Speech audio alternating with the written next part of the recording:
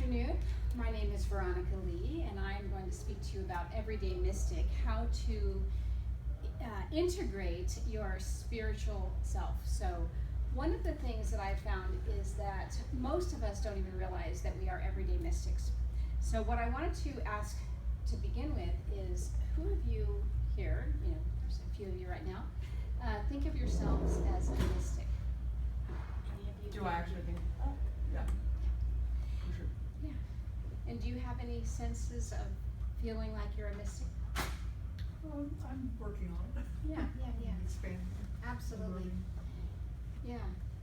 Well, I like that word expanding. In fact, that's part of the title is, how to integrate your expanded self.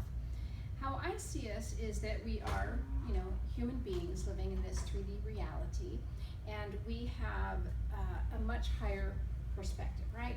And that higher perspective looks down on us and says, oh, cool, you're doing this thing called life. And so what happens is most of us come into our incarnations with this experience of a sense of ourselves, but not a full sense of who we are. And what we are looking for in our journey of life is something more. When we start looking for something more, a lot of times we look at it through the eyes of things or relationship or successes, thinking that if we do this or if we have that or if we get this relationship, we will have what we experience as more joy in our lives, which is true. There's nothing wrong with having, there's nothing wrong with wanting, there's nothing wrong with relationships. But what will often happen is that we get to a point in our lives where something else is calling us, something else is wanting more from us, something else is nudging us to experience more. And when we start looking at what that more is, it can be really disconcerting. It can be really confusing. It could be, a question of, well, am I supposed to get a different job? Am I supposed to go move to this place? Am I supposed to, look for a relationship over here because I'm not happy with this relationship? Well, when we follow those types of paths, it may again cause us to have a temporary fix or a temporary joy, but it doesn't necessarily satisfy that inner urging, which is saying, no, really, I want more. What the more that we are searching for, consciously or unconsciously, is ourselves. And in a very simplistic way, it's a matter of, how much do I feel good about myself? How much do I know about myself? How much am I doing what I love to do? But what I do want to say is that a lot of those things are somewhat surface, right? That there's nothing, again, more valuable, let's say. I'm trying to not use too many value judgment, but I just want to give you a picture. There's nothing more valuable, that, let's say, than loving yourself or feeling good about yourself or having successes. But what doesn't satisfy the soul is when we aren't expanding into all of who we are and bringing it forth into our lives, whatever we do. So part of the title was Everyday Mystic. Like you, I consider myself an everyday mystic. I have 4 children, I'm married, I have been doing metaphysical practitioner type things for about 10 years professionally, but I was raised in a metaphysical home, so I actually started learning how to do all this stuff when I was really little. But the difference was, before I decided to do it consciously, I was more or less working this field unconsciously. So unconsciously, I was manifesting things, good or bad. I was creating my reality in some ways, good or bad.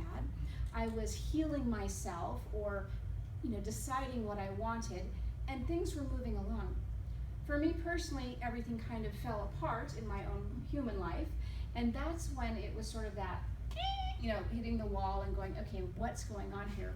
And that caused me that aha of there's something nudging me. Now, hopefully you don't wait until something crashes into a wall before you get the nudge, and you can start to pay attention to the little pokes and prods that are happening. Those pokes and prods are things like that more that I was talking about. But the difference is the more isn't, like I said, fulfilled by things or relationships or even fulfilling your desires. It's more about, I've experienced a connection with me that I don't fully understand, but it feels kind of good and I'm wanting to know what that is. That's the more. It's almost untangible. It's almost inexplicable. It's one of those, something was in this mood or in this area that felt good to me and I can't figure out what that is. Oftentimes that experience will happen when we are really connecting heart to heart with someone. Other times it may happen in a moment when we are just being with our pet. Other times it may be on a hike when we're experiencing the awe of the nature around us. When we are heart connected, when we are experiencing nature, when we have those little quiet moments with maybe a pet or just doing something we really love deeply, that opens up that aha within us. That opens up that more within us. What we are then wondering is, what was that? What was that quality? What was that thing that I tapped into? We may decide that this is called spiritual seeking in some way. There was some kind of spiritual element that triggered in me that felt really good, and I wanted to figure out what that was. Most of us, however, aren't very comfortable with the experience unfolding. We often want to capture things, and that's why that tendency to buy or to get into relationships or to do things, because we think, oh, if I capture that, I can recreate that feeling. However, that feeling, that sort of undefinable, mystical, super natural, spiritual quality isn't always graspable. What ends up happening is we then may, let's say, get excited about something spiritual. Maybe we'll read some books, or maybe we'll watch some YouTube videos that kind of speak to something that seems a little interesting, and then suddenly we'll have that sense again. What I see is that what we are looking at when we read a book that just gives us that feeling of there's something in there, or watching a video that inspires us, what we end up doing is really seeing ourselves more clearly. What happens, I will ask you this, how many of you read a book, a spiritual book, let's say, and you read it and thought, I already know this. I already know this. Certain parts of it, yeah. Yeah, it's like something in here is very familiar, It's right? like confirmation. Exactly. It's not like, whoa, sometimes it is, wow, this is really mind-blowing, but a lot of times it's like, I knew this, I knew this. So what happens when we have these little moments, whether they're in nature, whether they are in a book, and there's that quality of familiarity, of touching one's soul, that's the everyday mystic saying, hello, I'm here, it's time to connect. And who are we connecting to? Now, I don't really have a particular religion, and I can call it our higher self, I could call it our soul, I could call it the divine, I could call it nature. It doesn't matter to me, but whatever works for you, by all means, ask about that, seek that, unfold that. Now, in order to integrate this expanded self, what I see is the first most important piece is to say yes. To say yes to, I'm ready for some kind of experience of self, for some kind of experience of knowing the divine, or for him having a spiritual sense of who I am. So just being willing and saying yes. Ready to listen. Exactly. The second part that I see is when you are open and starting to say yes, things are going to start to show up. And then it's a matter of listening and paying attention to all the little signs. There's this really old, one of those little tales of a person being so distraught, saying, God, I have been asking you and this and that, and you're not answering me. And then the reply was, did you see the butterfly? Did you see the, this? Did you see that? There, I was speaking to you all along.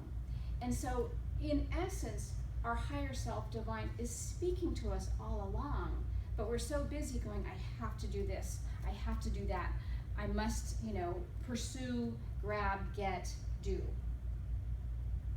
Where the word meditation comes in is not as a have to. It's not like you're going to become more spiritual because you've meditated. I am personally not a huge meditator. However, the key is that you're sitting in this place, you're in this experience of saying, yes, I'm willing to pay attention. I'm willing to hear the divine. I'm willing to feel and experience more than what I'm seeing in my busy life. Okay? So some people, with their meditative practice, they may have a really overwhelming experience, this aha, oh, I really felt this today. And then what ends up happening is we go back to that place of seeking. We go back to that place of saying, I want that experience again because that counted. That made me feel good. So then we try to start seeking that and then start discounting anything that wasn't that moment. All right. So that can be another little diversion, because again, what we often think of as spiritual is something different than what we're experiencing every day. Right. What we are at a time in our lives for in this, evolutionary process is learning to integrate the everyday mystic so that you can have an everyday experience and go, wow, this is my life. And I'm pretty awesome. I have a huge soul. I'm highly awake. I feel connected. I don't even know what feeling connected means anymore because I just feel connected. For me personally, about 10 years ago, I learned how to access the Akashic Records. I went through some training, and it's kind of funny. There's a next speaker is going to be talking about journeying to the Akashic Records. So I've been doing this work for about 10 years. And this is after having been raised in a metaphysical household. And when I learned this particular method, it was like, there was that aha. I got a little dizzy, my skin tingled, there was this experience. And then I could validate for myself, because my mind was so used to having things more organized, I could say, I'm in the records. I had this experience, right? Well, 10 years of doing readings, 10 years of being used to doing this work, I don't have those experiences very often. I don't have a different experience. In essence, I have allowed my expanded self to incorporate into my being, so that I can simply just tune in and experience. And yeah, I might feel a slight shift of saying, okay, here's the information I have. Here's what I experience. Here's what I'm getting from, divine, or what I'm channeling or whatever. In other words, it hasn't been categorized the way my mind was used to, right? And the way that it felt comfortable when I first started experiencing this more consciously. It's now kind of merged so that I am experiencing this flow of divine. That doesn't mean that I don't have a fit when I'm upset about something, or that I don't get frustrated about this, or that I don't pursue and try to grasp and make things work. So tomorrow I have 2 older children, and they're going off to college. So I'm literally driving them up, a couple of states away. And so today we're packing. My son's packing his whole room. My daughter's repacking because she only came home for the summer. And we have a lot of things to do.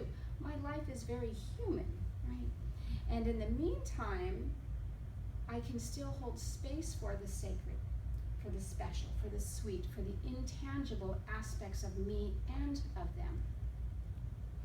When people come to me for a reading, a lot of times it's not because they don't know things, they mostly want clarity.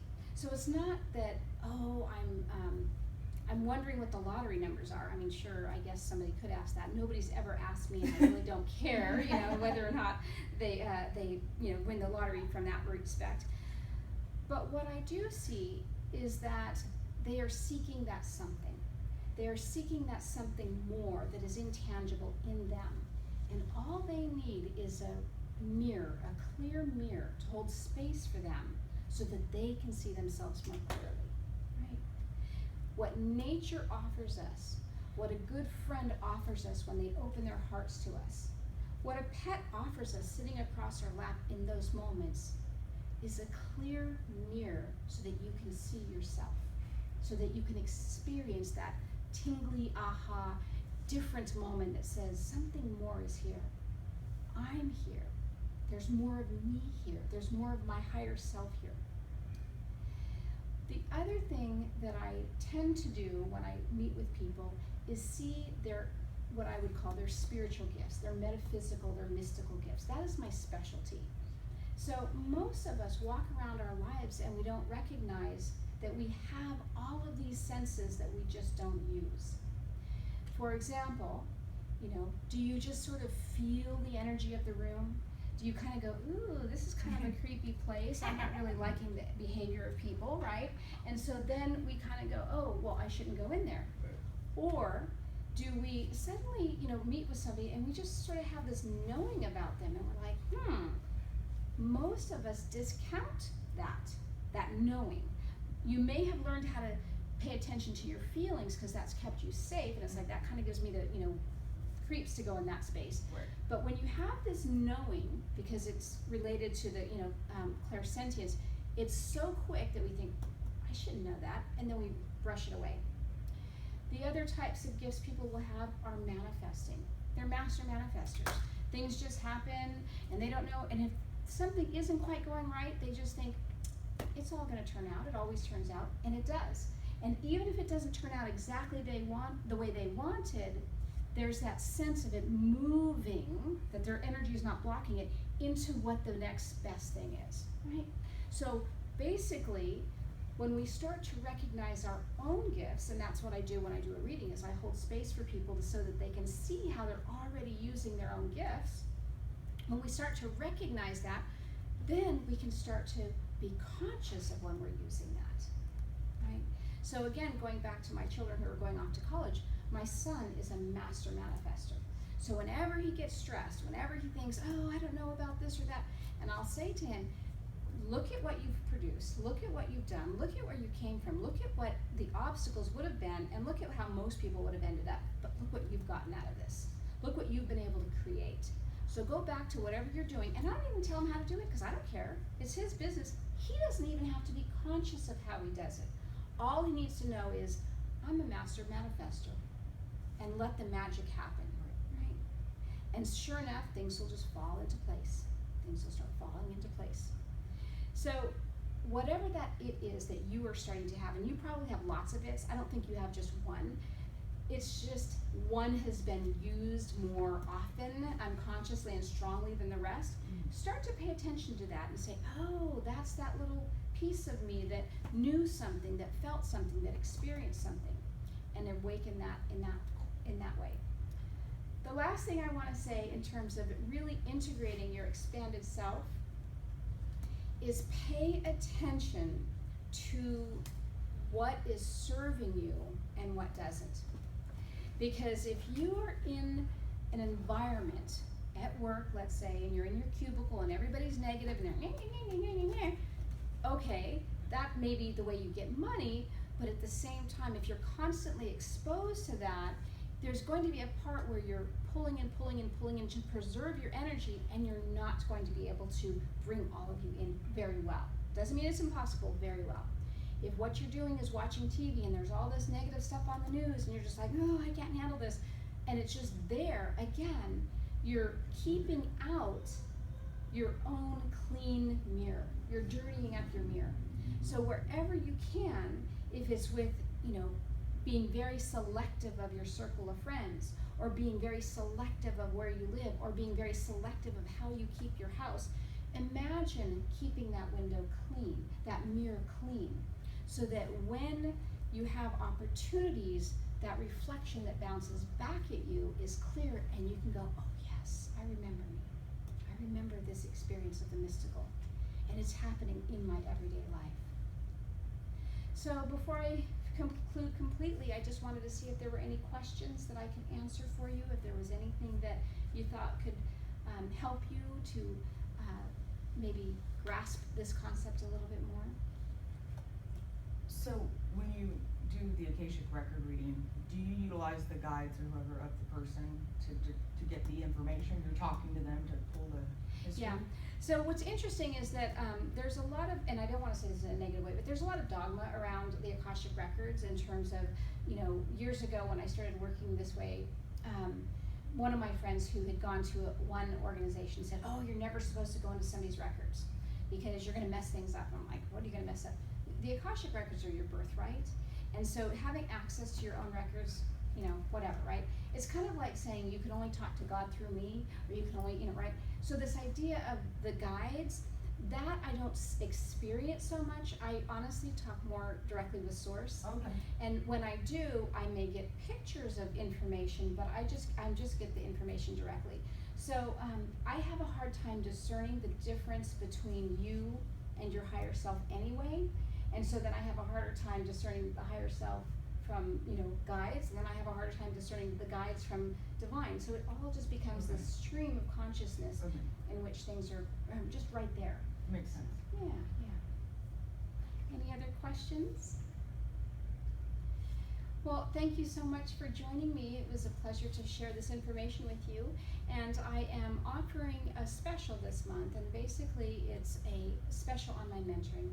And what I do in terms of my readings is a one-on-one, reading to give people information to help them by answering whatever questions they have. With mentoring, it's more or less an ongoing process of connecting. I ask only for 3 months from someone, just so we have that little block of time together. And it's just 1 hour a month, in which what I do is hold that mirror so clearly that what I am seeing is their truth and validating for them, their power, right? Seeing where are you holding your power, what's coming up for you. And that way, as you start to integrate those, then it becomes an experience of more joy. So in that, it is a basic, buy one, get one free offer. So what that is with 3 hours of mentoring, you would get 6. So if you have questions about that, I'd be happy to answer. And in the meantime, enjoy the rest of this show. It's a 2-day show today and tomorrow. And I've been working doing shows for many years, just doing the speaking today. But it's a fabulous way to spend your hot today. So enjoy. Yes, thank you so much. Absolutely. Do you work here in Sacramento? I actually have an office up in Auburn, but most of my clients are actually international now.